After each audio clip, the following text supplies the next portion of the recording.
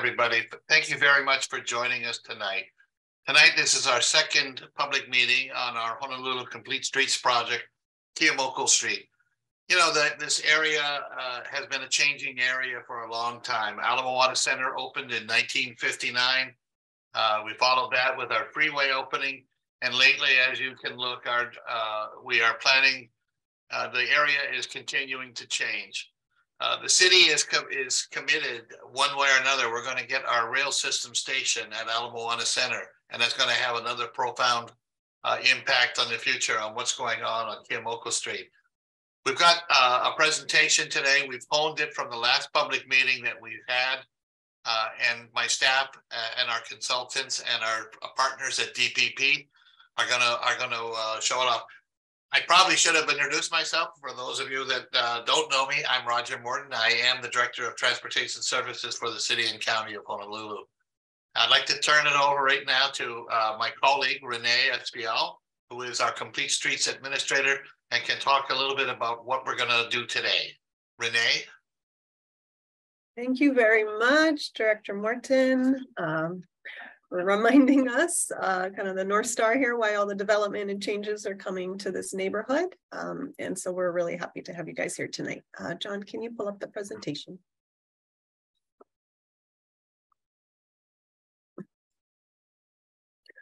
All right, so we're very pleased to have you all here tonight for the second public meeting for Keʻeaumoku Complete Streets.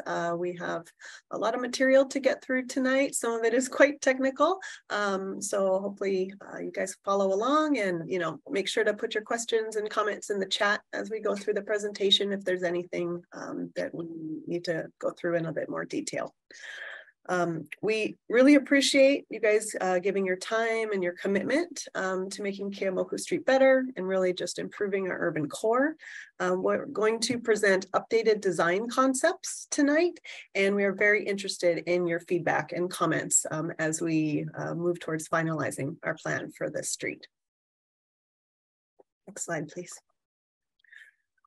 The Keʻeaumoku Complete Streets project is consistent with the city's commitment to making all of our island streets safer for everyone who uses our roadways. In fact, Complete Streets is actually a city law with many goals. And of course, first and foremost is to ensure safety. We unfortunately, experience about one fatality a week on Oahu streets. And this is a critical project for helping us curb that unfortunate pattern. Next slide, please. So this is an agenda for tonight. We're going to give a bit of background on the project context, maybe for those who weren't with us at the first meeting or who haven't participated much yet to date. We're going to give a summary of the outreach that we've done and the major themes that have come out of that. Then we're going to talk about some specific safety tools that you will see proposed on the street plans a little later in the agenda. We'll talk about some of the challenges along the corridor that we've been wrestling with since we last met with you all, as well as kind of our proposed solution. And we'll have a number of polling opportunities as well for you guys to kind of confirm the direction that we're moving in. We will share the updated design concepts, and we'll have polling on those specifics as well. And then when we were done with the presentation and the polling, we will have the opportunity to go into 4 smaller breakout groups with at least 2 of our team members there, so we can have more intimate discussions and kind of one-on-one, not one-on-one, but individual feedback from folks who want to speak up and provide feedback, either positive or constructive. And then hopefully if we have time, we can come back and just do some closing remarks before we adjourn.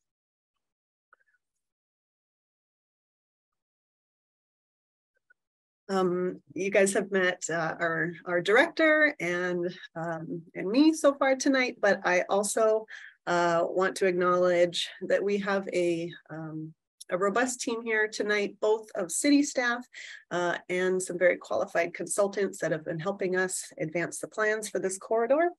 Specifically, I'd like to recognize our project manager, Franz Krantz, with the Department of Planning and Permitting, my colleague in the Department of Transportation Services, Daniel Alexander, who has been serving as our Complete Streets Planner and Vision Zero Coordinator, And then Tom and John from HHF Planners, Claire and Kristen from ATA, they are our traffic consultants, as well as Adrian and his team from Tool. They are a sort of progressive street design firm located on the continent, and they provide to us some of the best practice design strategies that are being used in other US cities to address similar problems. Erin, can you give us a little overview of some of the Zoom etiquette before we jump in? Sure, thanks, Renee. So as you probably all noted when you joined, this meeting is being recorded, and everybody was muted just for sound quality because we are going to have a video that we'll share later on. So we're asking if you could please not unmute until the presenter is called on you to speak, and you will have a chance to during the breakout sessions. Your questions are welcome and actually encouraged, but please use the chat feature. And we're going to go over, how to do that in a second, really briefly. And most importantly, just, be polite. There's no impersonating or mocking people or institutions. Please don't swear or, make false statements as much as well, just don't. And anybody who does do any of that, I am the bouncer for this evening, so I will have to kick you out. But thank you all for joining us. And next slide, please, John. So now we're just gonna really easy how to mute and unmute in your bottom left-hand corner. There's a button, and that's how you'll be able to unmute during the breakout session. And just a little note, if you find that your internet is running slowly or this is coming through glitchy, hopefully it's not me, but it might help if you turn off your video, your camera, and that is also in the bottom left corner. You'll have a button that says stop video. Next. Okay, so how to chat. So this is how you can, ask your questions at any time. It's going to be at the bottom middle of your screen. There's a chat button.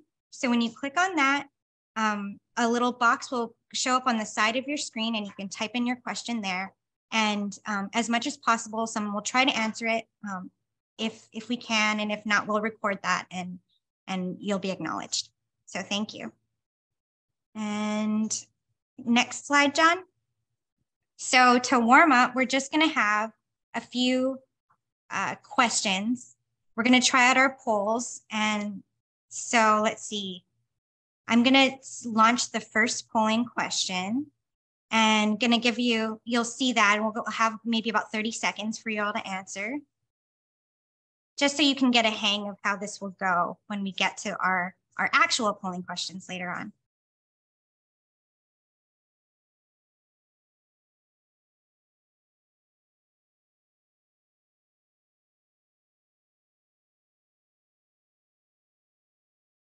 Awesome.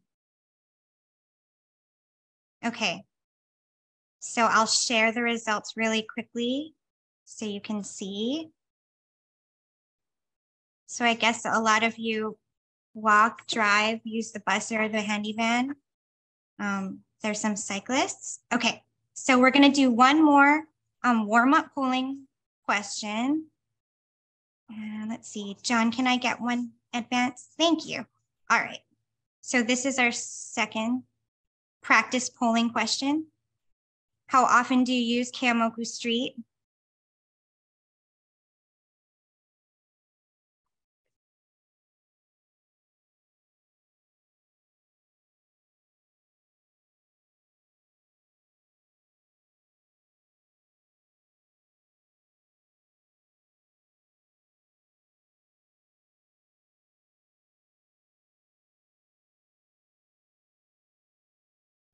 Great. Okay, so let's see. You should all be able to see the results of our poll. And you all did fabulous. So let's see. I think we'll go on to our next section. And I'm going to hand it back over to, is it to John? Me. Oh, back to you, Renee. Thank you. All right, so I'm going to go over through some project context before we jump into the details here. So next slide, please. Okay, so why are we talking about Keʻeaumoku tonight? There are many reasons. Keʻeaumoku has a number of increasingly known safety issues along the corridor that we'll talk about in a bit. It also, really serves a lot of different people moving in different ways. There are a lot of pedestrians, a lot of bicyclists, people on different kinds of, new small micro electronic devices out there. And yet the road really hasn't changed much in sort of recent decades to accommodate that. So we certainly have a lot of need in the corridor. It is a growing area, as our director reminded us, and it is both a transit hub today, the Ala Moana area, as well as, of course, having rail coming in the future, right? Ala Moana Center today is kind of one of our biggest bus transit centers already. So this is already a very multimodal, very urban neighborhood with very low rates of driving, and we are only going to increase upon that. And then just from a more practical standpoint, this corridor has been identified for upcoming rehabilitation and repaving. So when the Complete Streets Law was passed at City Council, there wasn't a lot of new resources created to support that. And so the way that the program is set up is we basically do our planning ahead of a lot of our paving projects, so that when we tear up the street to put back, fixed curbs and fixed sidewalks and new asphalt, we can then put the street back a little different and how the community wants it to be in sort of its next iteration. So that project is planned, and this is just sort of teeing up what the community would like to see as part of that effort. We are looking at the majority of the corridor, not the entire corridor, but basically from Piolani Boulevard all the way up into Wilder. So really connecting the Makiki neighborhood with the growing Ala Moana district. The rehabilitation projects are pretty major projects for us at the city. They only happen every 15 or 20 years or so. They go through a pretty intensive design process and then full permitting. So it will be several years before we see these improvements. So just wanted to kind of set folks' expectations on timeline. But as soon as we finalize the plans, the Department of Design and Construction is ready to move into design, and they already have a design consultant on board. Next slide, please. So here we are. This is sort of the more detailed zoom in of the planning phase, that kind of initial phase before we start design. And we are approaching the end here. So we have done a lot of different tasks leading up to tonight. We've done, several years of data collection and analysis, outreach, different alternatives, and gotten community feedback on that. And we have spent the last, year and a half or so really refining those concepts. And we're pleased to present those to you guys tonight. And then hopefully we'll be able to finalize these plans with the feedback that we get as part of this round of outreach. Next slide, please. So Keʻeaumoku has long been envisioned as a much more multimodal, kind of complete corridor. There are, a number of different adopted city plans that have identified those improvements. The ones on the left are sort of more driven by our Department of Planning and Permitting and kind of the land use and development side. So our Oahu General Plan, and then the Primary Urban Center Development Plan, which is kind of a more specific area plan under the General Plan, as well as the Neighborhood Transit-Oriented Development Plan, all support increasing transportation choice in this area, in this corridor, and making the street safer for people of all ages and abilities, as well as to support transit use. The Oahu Bike Plan has been around for many years now. We did an update several years ago, and it does propose protected bicycle facilities as a priority 1 project in that plan. And then we also have a new Oahu pedestrian plan that was adopted last year. This is the first time we've ever done a plan like this. And Keʻeaumoku appears very prominently in that plan in many ways. Obviously, the street is an important link in our sort of priority pedestrian network, because we know it serves high density housing, mixed use, commercial, and parks and senior housing and kind of everything that you would imagine to make a street important for pedestrians, it's got. And then unfortunately, it is also a Tier 1 high pedestrian injury corridor and hosts 7 high pedestrian injury intersections. So it's a new plan and help to reconfirm this project that's been ongoing for the last several years. Next slide, please. I did want to do a little throwback here to the image that we had included in the neighborhood transit-oriented development plan years ago. This plan was actually finally adopted in 2021, kind of during COVID. Maybe a lot of folks weren't paying too close attention, but very excited to say this is now official adopted city policy. And this plan envisions sort of the relationship between both the new development and public space changes that are needed to turn the neighborhood into a really thriving urban community. And so we are starting to see those developments come up, but we haven't yet seen too many changes to the street. So we're really excited to advance this. And we're also happy to say that what we are going to share with you guys tonight is even better than what you see here in this rendering. This rendering has no bikeway protection.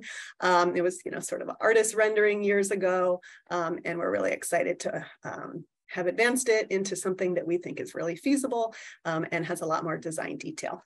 Next slide, please. This slide summarizes, some of the major development happening in the neighborhood. I'm sure you guys are all familiar with sort of the magnitude of redevelopment that is going on along both Keʻeaumoku as well as Kapi'olani. With the addition of thousands of new housing units, it is really critical at this point that we improve our transportation choices for this district. I think the worst case scenario would be to add all of this housing and then not improve the way that people can get around and force them basically to have to drive, increasing traffic in the neighborhood. So we're really hoping this project can help provide choices to both existing and new residents and sort of prevent the kind of traffic growth that we've seen in other growing neighborhoods. One more note on all that development, they are also contributing financial resources to the city as part of many of their approvals, and we will be applying those funds to implementation of the plan. So this is a quick summary of sort of the demographics of the neighborhood compared to the island as a whole. I will note that the walk, bus, and bike mode shares here are at least double what they are for the rest of the island. Other data points of note include the higher percentage of folks 65 and over in the neighborhood, and the staggering number here, 72% of households have 1 or fewer vehicles compared to just 26% island-wide.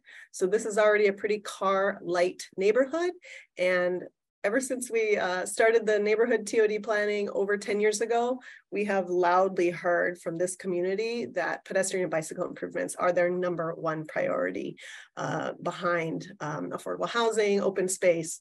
In other neighborhoods, those other things are more important, but here we consistently heard how important it was to do complete streets. Next slide. And then while we also know that biking numbers are relatively low today, some districts have, I think our highest biking neighborhoods have, upwards of say 10, 12, 15% of people biking.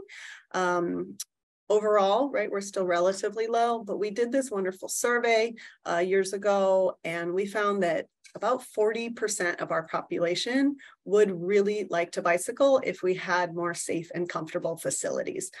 So that has certainly been the focus of our bike program in recent years, is not just to put out bike lanes, but to put out protected facilities that can encourage those like me who are a bit more timid about riding with traffic. And then onto the safety details before we kind of get into the design details.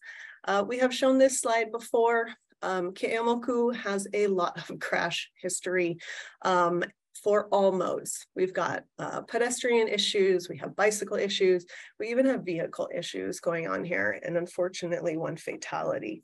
On the next set of slides, we want to show some preliminary mapping that we've been doing as part of our ongoing Vision Zero planning process. And what it has revealed to us is that Keʻeaumoku might quite possibly be our worst street for pedestrian safety.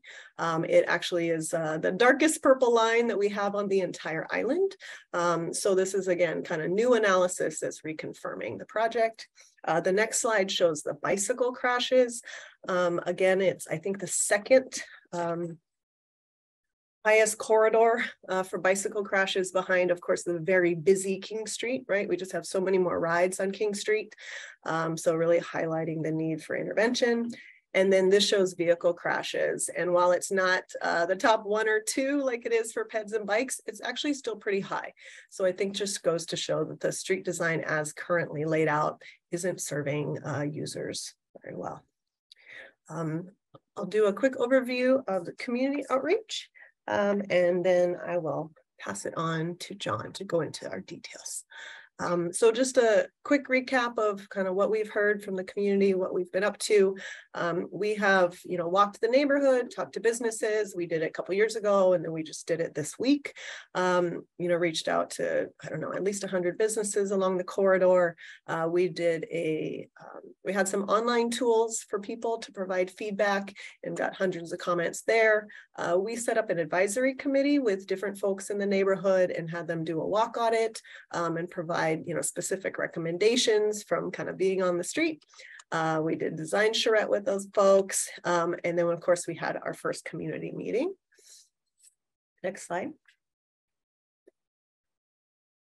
These are the common themes that we've heard over and over for this corridor. Vehicles typically fail, or not typically, often fail to yield to pedestrians when they're making turns, left turns, or area of particular concern for the corridor. Pedestrian crossings are complicated and long and don't feel safe. Does not feel safe to bike out there. People would like more shade trees and better lighting, better connections between Makiki District Park and Cartwright Park on the other side of H1. And then some concerns about, the underpass under H1, and some concerns about whether it's safe to kind of take that route instead of taking the overpass. So in response to that, at the first community meeting, we presented 2 design concepts, kind of high level alternatives to gauge where the community was landing. Option A included the highest level of bicycle, pedestrian, and transit improvements. And then option B was kind of slightly scaled back with less potential impact to vehicle congestion. The vast majority of participants in that meeting chose option A. So that's what we strove for during the design process. We will share with you tonight, there are a number of considerations where we actually are not able to deliver the option A in the first iteration, but this was really important feedback for us going into that refinement process. All right, so we've got one more quick poll, and then John will jump into the recommendations. So Erin, can you put this poll up just to see how many folks are first timers tonight versus repeat visitors?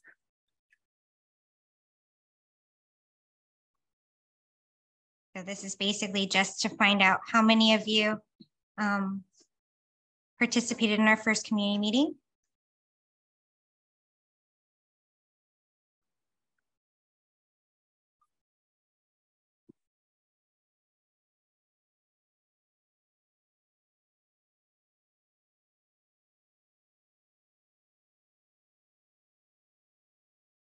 All right, great. And looks like we have a lot of new faces, so that's great.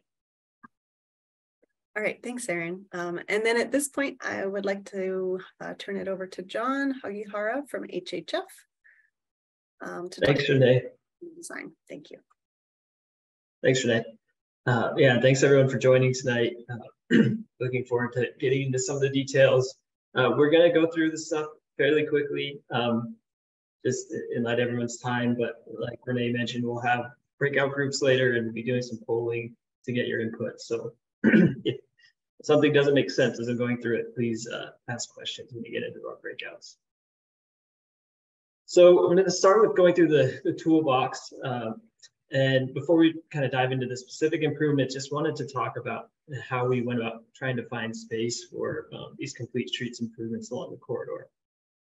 So like one option would be to expand the right of way, but as you know, Keʻeaumoku it's a busy corridor, it's extreme development, is up to either edge all the way through. And so obviously that's a costly option and wasn't really feasible. But at the same time, like Renee mentioned, as properties redevelop along the corridor, the city is, leveraging that to make pedestrian improvements in the private property along the corridor. So our focus was more, within the existing right-of-way, and it's also, very expensive to move curbs, and so primarily we're looking between the curbs. And so we really have a couple of options to try and find space. One is, reducing the lane width where we have travel lanes that might be wider than they need to be. So in the case of Keʻeaumoku, currently the outside travel lanes are 12 feet. So there's some space there that we can gain for safety improvements. But also looking at repurposing travel lanes or a travel lane. And so primarily what you'll see tonight is moving from what is typically a 6-lane cross-section, at least for most of the corridor, down to a 5-lane cross-section with 2 travel lanes in each direction and a center turn lane, and allowing extra space to have bicycle lanes and provide pedestrian crossings and improvements at intersections for pedestrians. So getting into some of the specific improvements, this is an example of recently improved pedestrian crossing on Keʻeaumoku Street near Whole Foods. And so this is kind of representative of a couple locations that we're proposing pedestrian crossing improvements along Keʻeaumoku. So you'll see there's a median refuge island to kind of break up the crossing for pedestrians, allow them to be more visible, and then also the rectangular flashing beacon that pedestrians can initiate before they cross to let vehicles know that there's a pedestrian there. We also have some instances of curb extensions and bulb outs. So these primarily improve pedestrian crossings by reducing the crossing distance, tightening the turning radius so that cars slow down, and allowing pedestrians to be more visible when they're entering the crossing.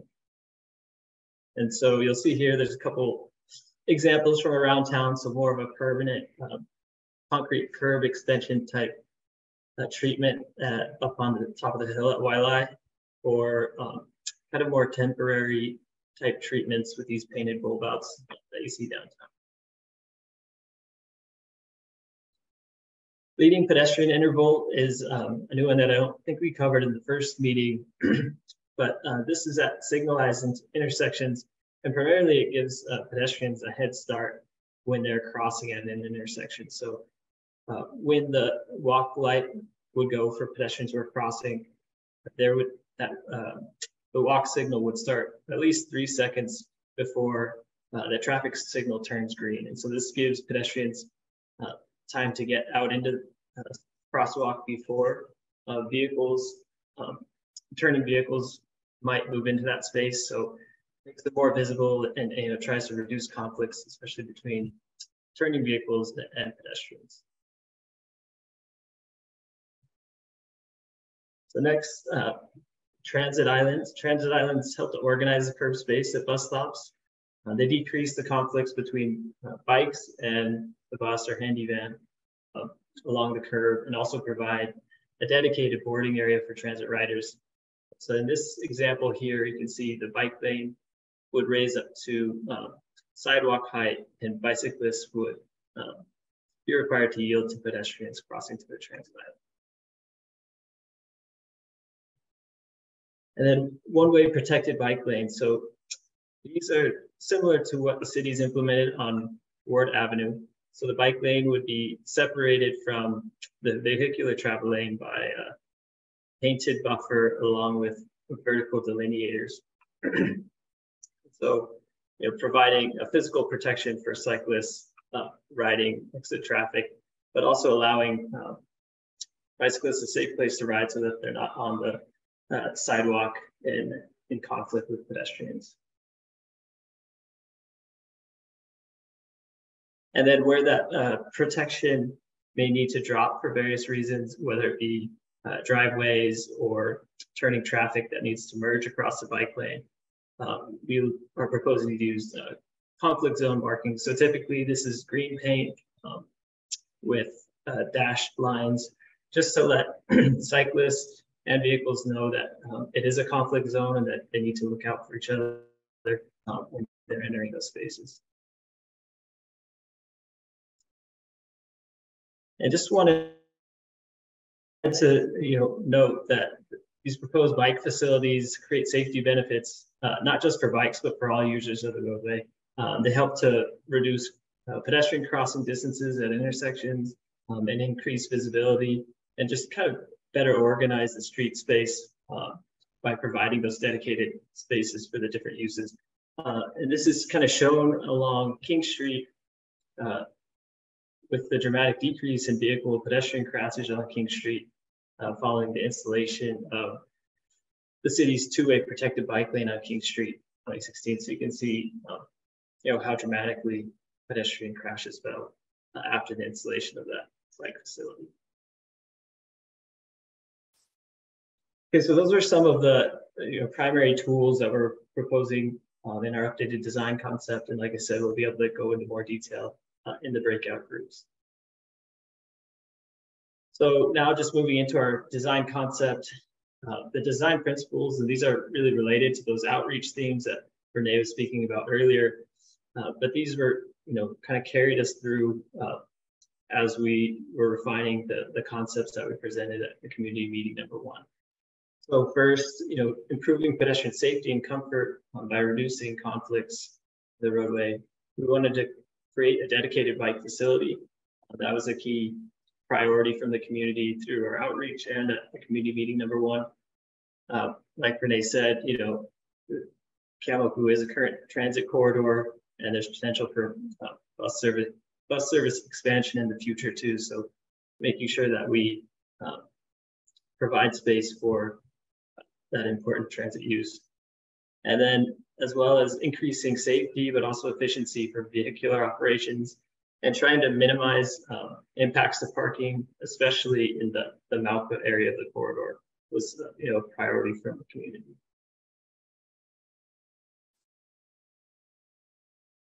So in addition to those principles, design principles, there's also several design constraints that we've been working within to try to get the best project possible moving forward.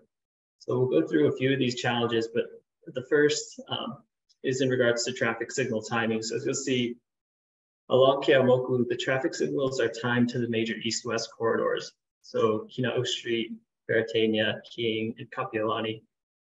So the signals aren't timed along Keʻeaumoku, they're timed along those east-west corridors.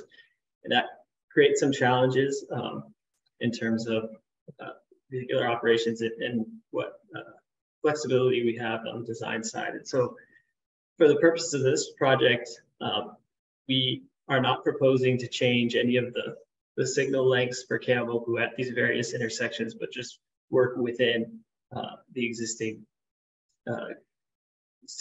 green signal lengths along Keʻeaumoku Street.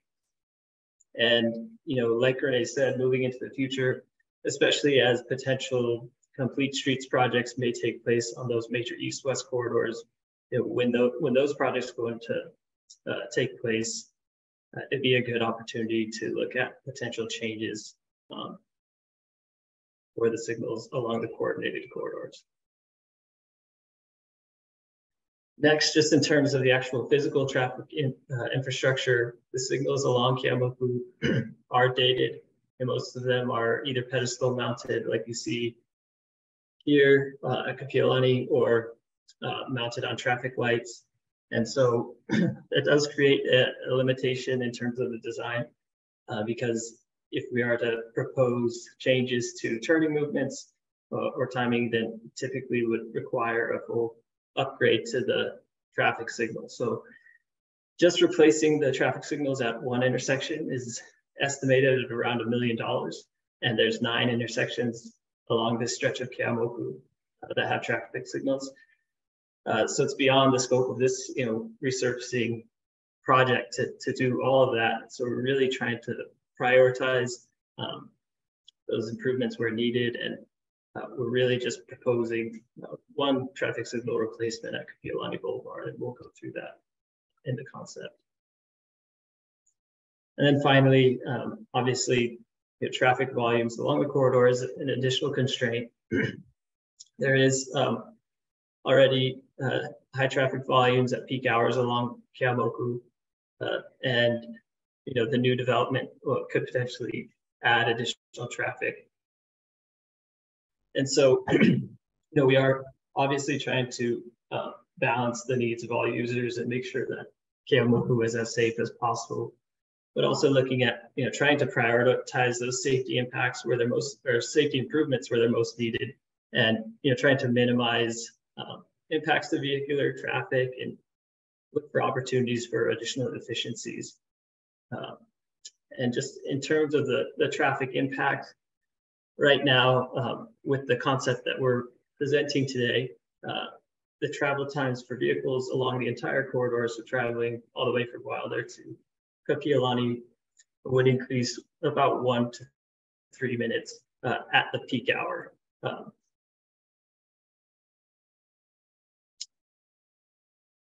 So with that, we'll start to go through the corridor. And for the purposes of today's discussion, we've broken the corridor into 3 kind of character zones. So the Makai zone is from Kapiolani to King, and we'll start with that. So you can see it's obviously characterized by high density residential, commercial uses, and a lot of that new development that the director was speaking of. So in terms of the existing cross section, there's, like I mentioned, 6-lane cross section currently, 3 vehicular travel lanes heading Makai bound, 2 dedicated travel lanes heading Mauka bound, and 1 shared parking travel lane headed Mauka bound, and then 8-foot sidewalks on either side. And so what we're proposing is to move from that 6-lane cross section to a 5-lane cross section with protected bike lanes on either side. So we'd have a 5-foot bike lane with a 2 feet buffer and vertical delineators, and 2 travel lanes on either side, and then have that center turn lane to get those turning vehicles out of the through lanes and realize some efficiencies there so that they're not blocking up lane of traffic. So we'll walk through just kind of the plan quickly, and like I said, we'll have more opportunity to discuss it in detail in the breakout groups. So starting kind of at the Makai reach of the project area, coming out of Ala Moana Center, down the ramp, headed onto Keʻeaumoku, there's currently 3 lanes of through traffic. So we're proposing to change one of those lanes into a dedicated left turn lane. So provide left turn, folks leaving Ala Moana Center would have the opportunity to turn left on Kapiolani. This has kind of the dual benefit of allowing folks that may be headed Ewa bound or headed to the freeway to reroute along Kapiolani or go to Pi'ikoi to get on the freeway. And it also gets us down to 2 through lanes that can be carried through to that 5-lane cross section along Keʻeaumoku Street. Heading up to Makaloa, we are proposing to restrict left turns. There's currently a shared left turn through lane that allows vehicles to go left onto Makaloa Street headed Mauka bound. It's a really difficult and dangerous left turn to make currently. Drivers are dealing with multiple lanes of traffic, bikes, pedestrians, and it's because of the traffic volumes, it often takes a long time to make that left turn and creates a traffic backup. So we're proposing to restrict that left turn, so it would just be a through lane and a shared through and right turn lane. We're also considering replacing the barn stands And this is something we're looking for feedback on tonight at Makaloa Street. As you probably know, the Barnes Dance was installed probably a couple of years ago now. And due to potential kind of future impacts and traffic, considering whether it would make sense to replace that with lead pedestrian intervals and no right turn on red. So we'll get into more discussion on that specific topic later. And moving along the corridor, we're proposing a new transit island at Walmart. So this would get the bus and handy van, provide dedicated space for them to load while getting them out of traffic. And like in that example that I showed, the bike lane will be located between the transit island and the sidewalk. And just to note that there are 7 metered parking stalls that are peak hour restricted, kind of in the area where Ross is currently. That would be removed under this design, and 1 30-foot passenger loading zone. So heading up Nauka, moving past the Rycross Street, the 5-lane cross section continues and provides an opportunity to provide a pedestrian crossing improvements at Leona Street. So this is currently an unsignalized crossing, and there's actually marked crosswalks on either side of Leona going across Keʻeaumoku. So we have proposed to consolidate it to just 1 crosswalk on the Makai side here, and provide that median refuge island in a rapid rectangular flashing beacon. And then the last kind of major change to note is that King Street, proposing to remove the right turn only lane at King Street. So there would be a shared through and right turn at King Street and a dedicated through lane. So there's also several improvements that we considered, but we're not able to carry forward into the design. So we looked at a potential Barnes Dance crossing at Keʻeaumoku as a way to get pedestrians across that kind of major roadway. But when we looked at it in more detail, the wait times that were required for pedestrians, as well as the traffic impacts, made it not feasible. We also looked at new mid-block crossings at some of the longer blocks along this Makai portion of the corridor, like near Walmart or near where HMSA is now. And when we talked to the community at the first meeting, there was really more of a priority to improve the crossings at existing intersections like Leona Street. And we also considered a 2-way protected bike lane, more similar to what you see on King Street. But because of the number of driveways and because there's multiple travel lanes on the street, it didn't really make sense to have a 2-way protected bikeway on this portion of Keʻeaumoku. Okay, with that, we're going to jump into some more polling. I'm going to handle the first couple of polls, and then Aaron will jump in. And we're going to kind of just take it from the Makai side and head Malpa again. So starting with that left turn coming out of Almoana Center, just wanted to get your thoughts on how you feel about that proposed change. So again, some of the advantages are that it allows traffic that might be headed bound or to H1 to reroute.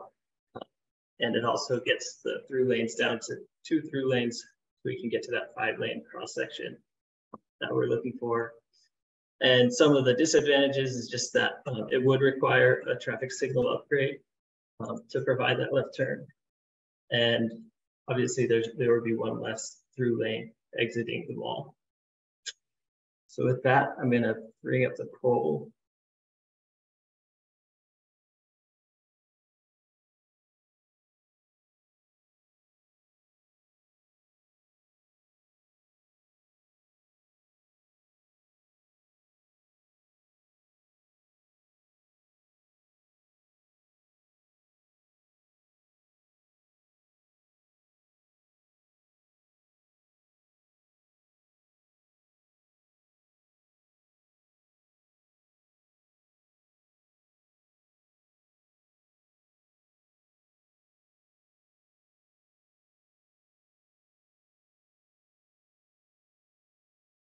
Give it maybe 5 more seconds.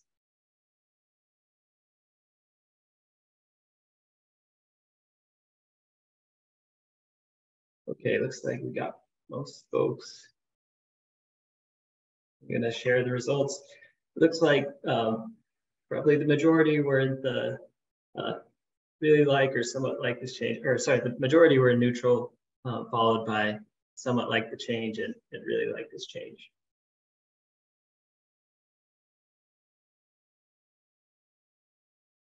Okay, and now we're gonna kind of get into a bit more detailed discussion about the barn stance crossing at Makaloa.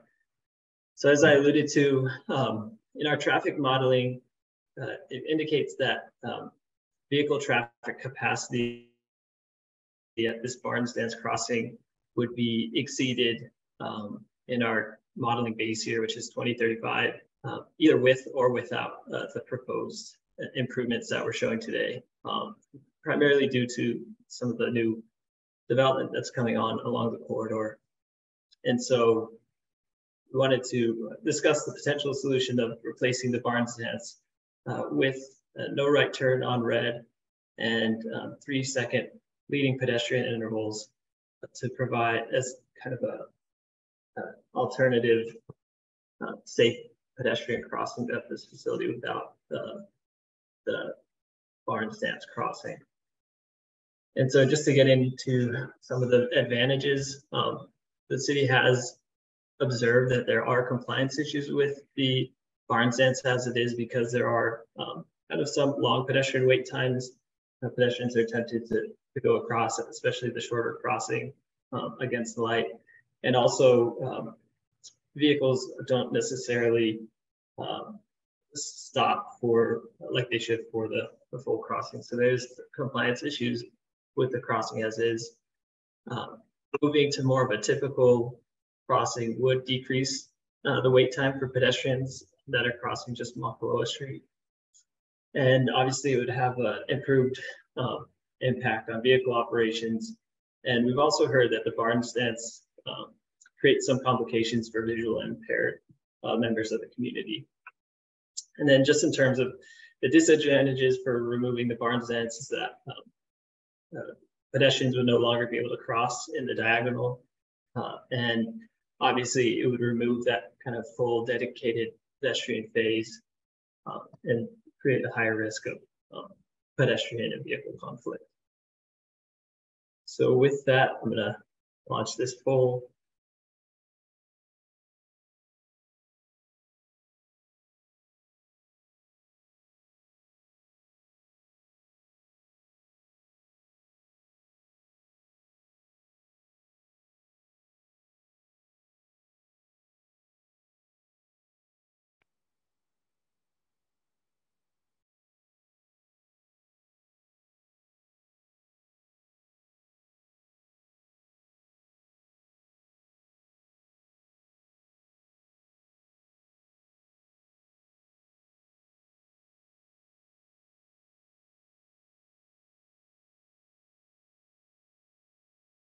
Give it a few more seconds.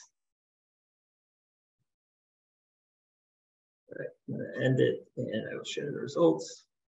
So it's pretty well evenly split. Looks like a slight preference towards keeping the barn stance as is. Again, pretty evenly split at the moment. Okay, I'm gonna hand it back to Erin to go through the next couple. All right, so our next poll is going to be about the Walmart Transit Island. The updated design concept includes a new transit island near Walmart. How do you feel about this proposed change?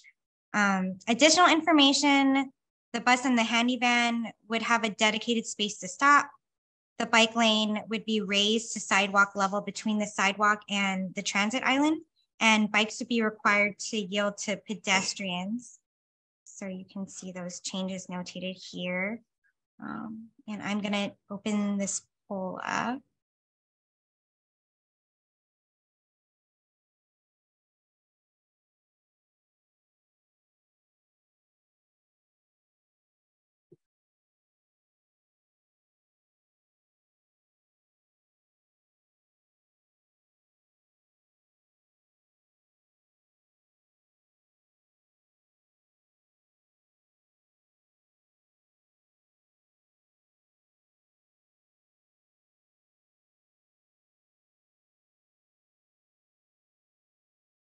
All right, give you a couple more seconds and share the results.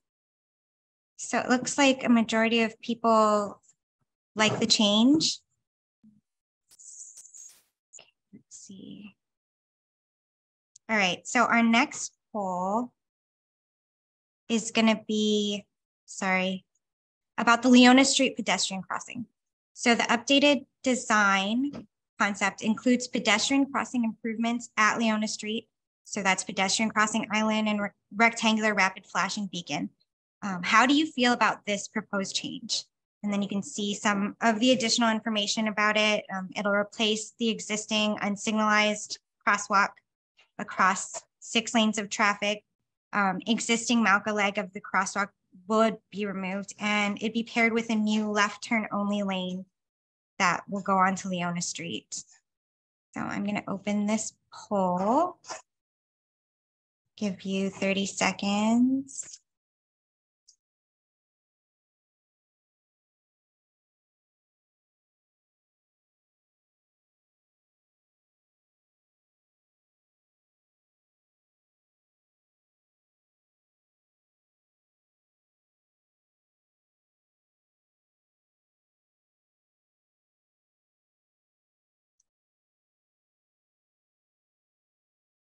All right, a couple more seconds. I see a few more people answering. And let's share the results. So most of you do like the change. Okay. And our next Zoom poll, we're just getting through these so quickly. Protected bike lanes. And I just want to note, if you do want to provide further comment or have more questions, you will have a chance during the breakout sessions to ask those and have those comments recorded. So for this next Zoom poll, the updated design concept includes protected bike lanes in the Mackay zone. How do you feel about this proposed change? So you can see, and John went over these earlier. So this is going to be reducing from 6 to 5 vehicle travel lanes, and it'll require removal of 8 peak hour restricted parking stalls that are currently in the Mackay zone.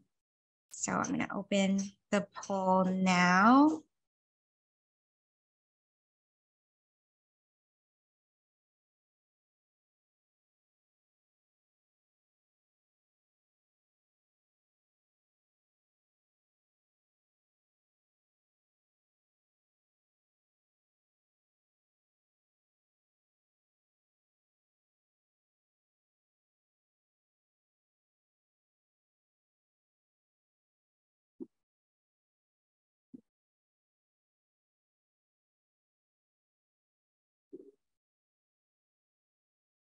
All right, and I'm going to share the results. So again, I think the majority do like the change, the proposed change.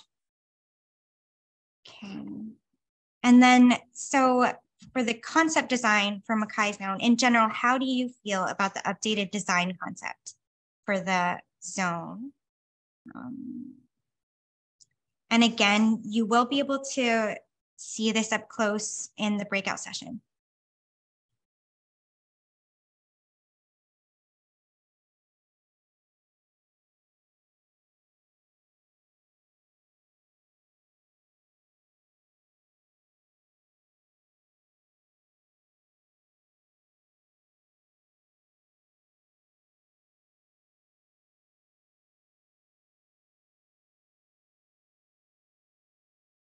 Okay, sharing the results of that poll.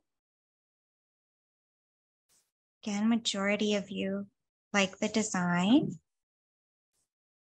Okay. All right. And then our next poll is going to be about the middle. So we're going to go, oh, sorry, go ahead. Sorry, back to you, John. Yeah, no worries. Thank you, Erin. Appreciate it. We're going to dive into the middle zone for a bit, and then we'll do a couple more polling questions. So again, the middle zone, looking at between King and Keʻeaumoku Street. So, you know, as you can see, short blocks, there's a lot of turning movements, especially at King and Baratania. So definitely a challenging section. This is the existing cross-section in general along this stretch. So you have 6 travel lanes with kind of 2 through lanes in each section, and then kind of back-to-back turning lanes. And so, and again, still 8-foot sidewalks on either side. And so we are proposing to maintain the 2 existing travel lanes in each direction and kind of create a stacked turn lane. And you'll see that better in the plan view. And that provides space to continue the protected bike lane through this stretch. And again, the 8-foot sidewalks on either side. So this is the proposed design for this section of the corridor. Like we talked about, we would have remove the right turn only lane heading Malka at King, and so it'd be replaced with this shared through and right turn lane. In the section between King and Young Street, we're I guess you can see that we have this kind of stacked left turn lane here. So we're proposing to maintain left turns at Young Street. This creates a slightly shorter left turn pocket onto King, but it allows us to maintain access from Keʻeaumoku onto Young Street in both directions. Like I mentioned, continue the protected bike lanes on either side of the street, and then similarly at Beretania, the Malka bound left turn would be stacked with the left turn onto Young Street. And then continuing Malka up to Kinaʻu Street. So we would be, I guess it's a little bit easier to talk about this starting from Kinaʻu, so Makai, I guess, but we're looking at having 2 through lanes coming off of the bridge. So one shared left turn and through lane, one dedicated through lane coming off of the bridge at Kinaʻu Street head of Makai. And we also have this access lane coming from underneath the overpass adjacent to Keʻeaumoku Street. So this access lane would head through the intersection, and we'd have this kind of floating protected bike lane for a short portion. Right turning traffic from Kinaʻu Street could also turn into this lane here on the side. And then the vehicles in this lane would be required to yield to bikes and to traffic to merge into that traffic lane.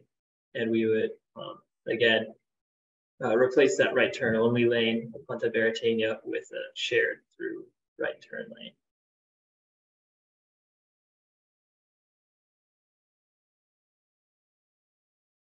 So we did look at some other design improvements along this stretch. We considered a 4-lane cross section between Beretania and King, but that the traffic impacts of that option were really high, and so we didn't feel we could carry that forward. We also looked at dedicated bike signals, especially at King and Beretania, to separate the bike and the especially the right turn traffic at those intersections. But like we discussed earlier, it would require a full traffic signal replacement, and it would also require major changes to the traffic signal timing. And like we talked about, those signals are timed on the east-west corridor, so they're timed for King and they're timed for Beretania. So any changes we would make would have wide-ranging changes along those other 2 corridors, so we did not carry that forward.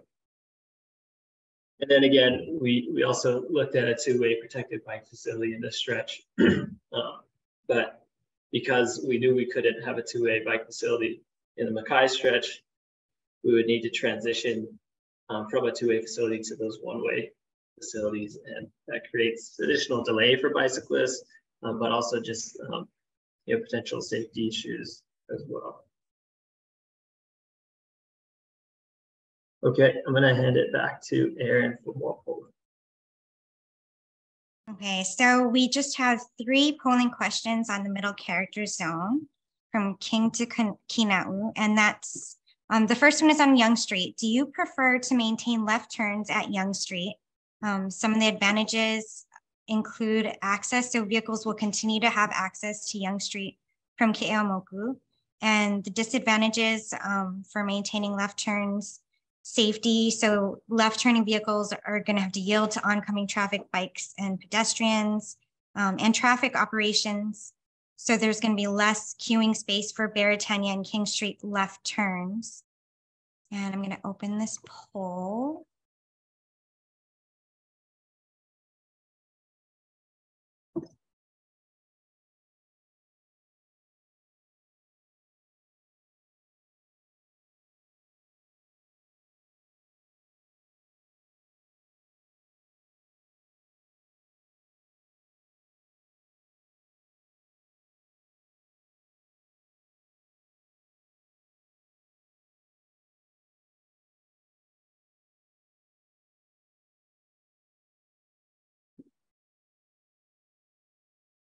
Okay, a couple more responses trickling in. And I'm going to share the results. So it looks like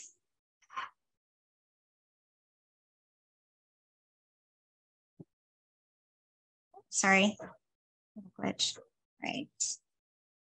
And then our next poll is going to be on protected bike lanes in the middle zone. The updated design concept includes protected bike lanes in the middle zone. How do you feel about this proposed change?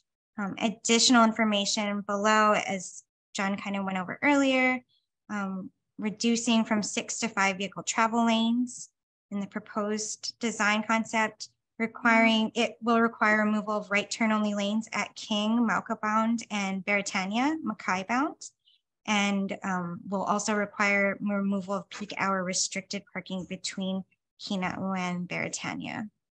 So let me open this poll.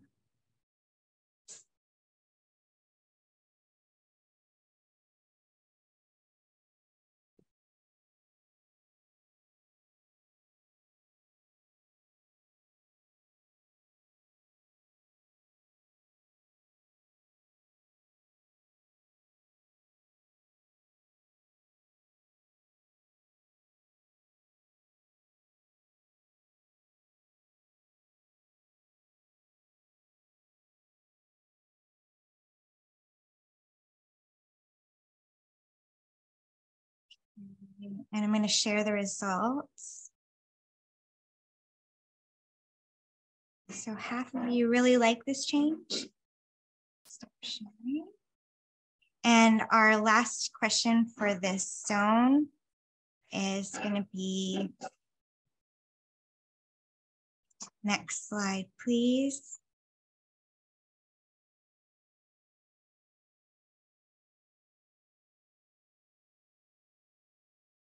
Oh.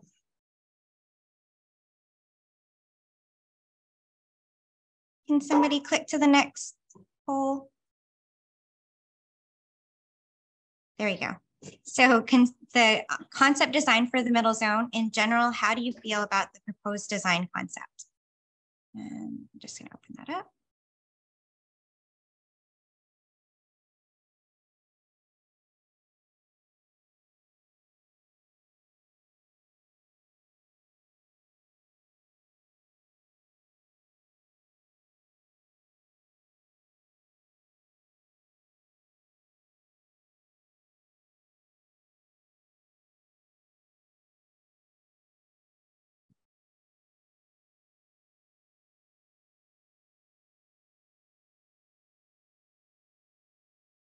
Okay, looks like the majority of people have some range of like for this design concept. Okay. And John, I think it's back to you. Thanks, Erin. Okay, we're going to finish up with Mauka character zone, and then we'll go through a couple more polling questions and then get into our breakout groups. So with that, yeah, this portion of the corridor extends from Kina'u Street to Wilder Avenue. So includes the bridge over H1, obviously some major parks, Cartwright Community Park or Neighborhood Park on the Mackay side of H1, and Makiki District Park on the Mauka side. and kind of transitioning into the more residential type uses in Makiki. So looking at the H1 overpass, the bridge heading over H1, there's currently a 5-lane cross section. So you have 2 vehicle travel lanes in either direction and 1 turn lane that feeds the left kind of U-turn onto Lunalilo Street. And then 5-foot sidewalks on either side. So a relatively narrow sidewalk that's directly adjacent to a travel lane. So we're proposing a 3-lane cross section. So one travel lane on either side and maintaining that left turn on the U-turn onto Lunalilo Street. And that provides ample room for bicycle facilities on either side of the street. And again, these bike lanes, I think, have the kind of dual benefit of providing that dedicated space for bicyclists, but also providing a buffer for pedestrians on the sidewalk. Like I mentioned, currently, there's a really narrow sidewalk directly adjacent to that travel lane. So this provides kind of a significant buffer to that fast moving traffic. So looking at the plan view, so heading in I guess just at the Makai end near Keʻeaumoku Street, the protection would drop just for a short period near the Keʻeaumoku Street intersection. This is to allow that left turn, that shared left turn and through lane for left turning traffic on Keʻeaumoku Street. Then the protection will pick back up on either side for the bicycle facilities, and that 3-lane cross section would continue over the bridge.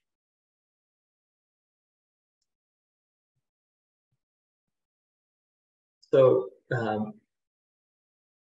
moving up towards Makiki, you have the left turn onto Lunalilo Street here.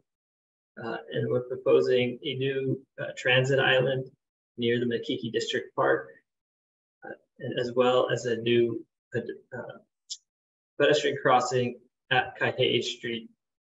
There's no marked crossing at this location currently, so we would pair it with some painted bulldozers, as well as that median refuge island and the rectangular rapid flashing beacon.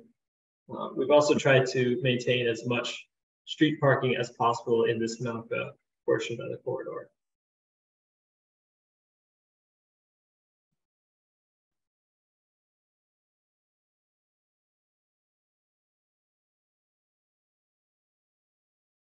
So again, there's other several improvements that we considered, but we're not able to carry forward. We did look at potentially expanding the sidewalk over the H1 overpass. However, there were some concerns that a really wide sidewalk would encourage bicyclists to ride on the sidewalk rather than potentially in the bike lane, and that we know that there's currently conflicts between bicyclists and pedestrians on the sidewalk, and there can be pretty high speed differentials, especially because of the grade of the overpass.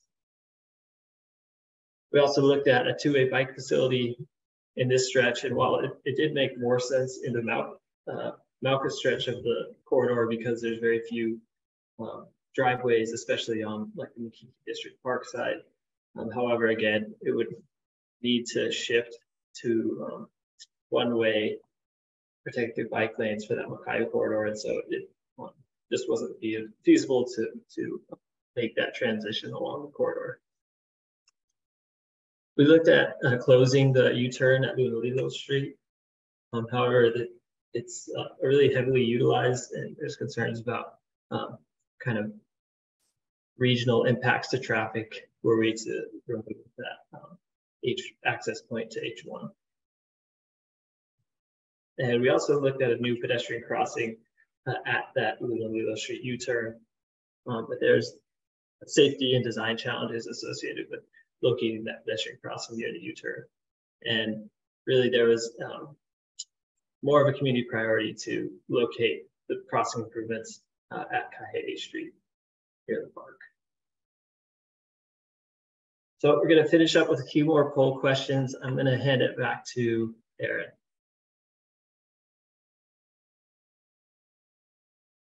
All right, so we're gonna finish our polling with 4 more questions. And this is gonna be about the section from Keʻeaumoku to Wilder. And our first question is, drum roll please, just kidding. But can I get the first question? Sorry, guys. For the Kaihee Street pedestrian crossing, the updated concept includes pedestrian crossing improvements at Kaihee, and they include pedestrian crossing islands and rectangular rapid flashing beacons. You can see some of the other proposed changes noted. How do you feel about this proposed change? Oh.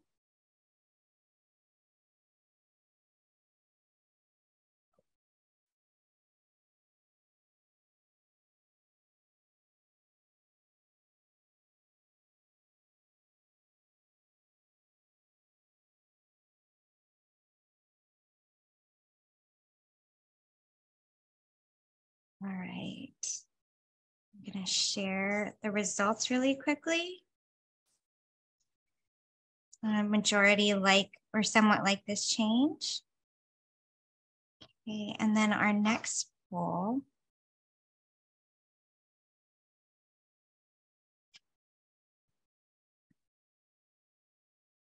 is the Wilder Avenue intersection. So the team is considering including lead pedestrian intervals or LPI and no right turn on red NRTOR at the Wilder Avenue intersection. How do you feel about this potential change? Some of the advantages are safety, so it will allow pedestrians to begin crossing before the turning vehicles. Some disadvantages are in traffic operations. So some of the analysis show that there may be a little bit longer of a wait for vehicles during peak travel times. So let me launch this poll. See what you think.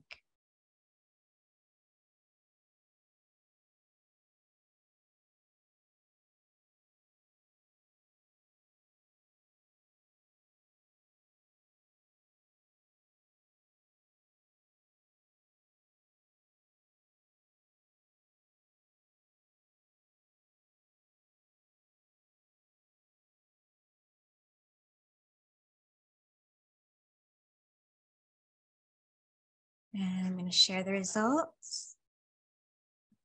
And most of you mainly like this change.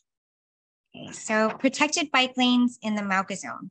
The updated design concept includes protected bike lanes. How do you feel about this proposed change? So John went over this, but you can see the side-by-side below. Watch the poll.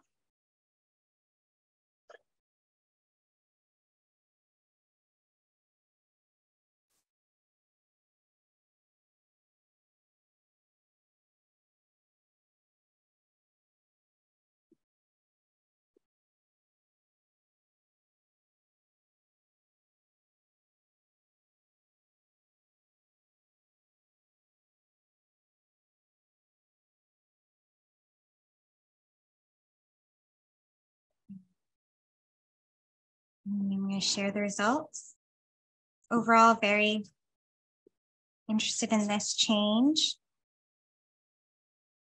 And then I'm going to go into our last polling question.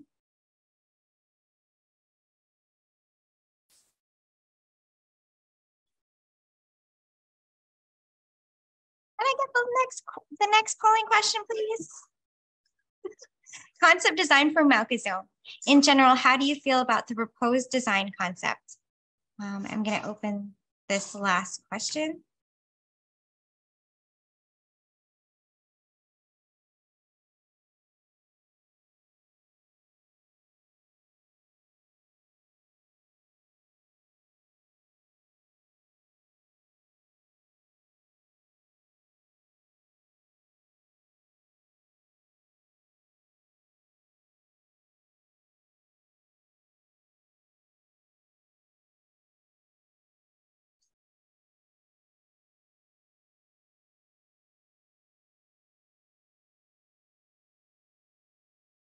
All right. And share the results. Again, majority of you do like the design. And with that, we're going to close our polling and move on to the breakout sessions. And John's going to explain how that will work. Thank you again, Erin. Sorry for the delay on a couple of those. Anyways, we're going to jump into our breakout sessions now. So we have at least a couple team members that will be in each group, kind of helping to lead the discussion and answer questions.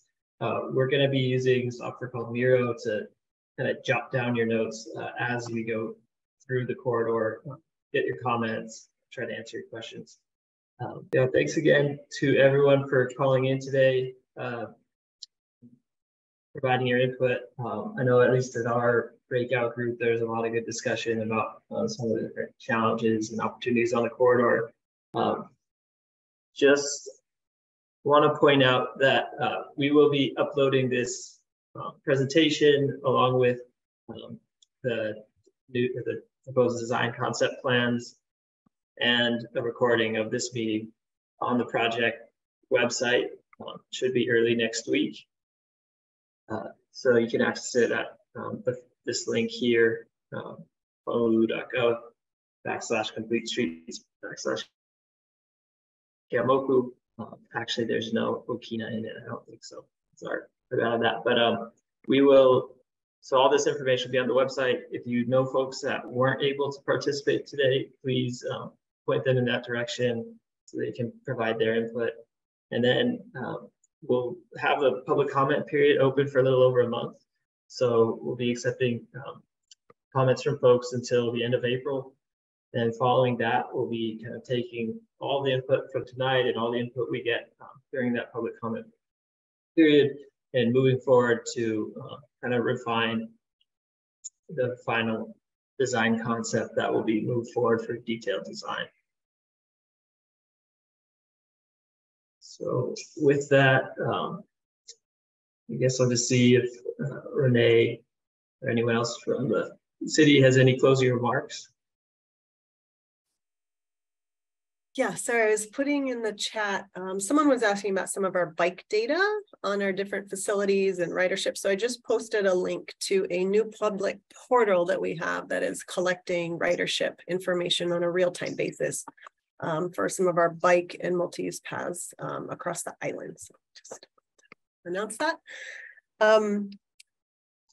I didn't get to answer this last question in our group, but I think it's a really good one for us to address before we wrap up tonight. There was a question about, you know, have we reached out to elected officials and lots of different agencies, and we actually wanted to start the dialogue about this kind of proposed concept with the community first before we started meeting one-on-one with kind of more specific folks, because there are trade-offs and we wanted to understand kind of where the community fell on those.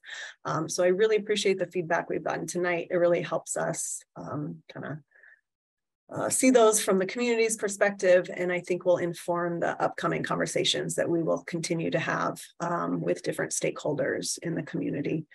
So if you have other ideas of people we should be reaching out to, please let us know. We're just kind of starting a public comment period here, and this is a perfect time for us to talk to everybody under the sun and get their feedback and make sure they get incorporated into the plan. So just wanted to make that comment and thank everybody for attending. No, any other concluding comments? Is Roger still here?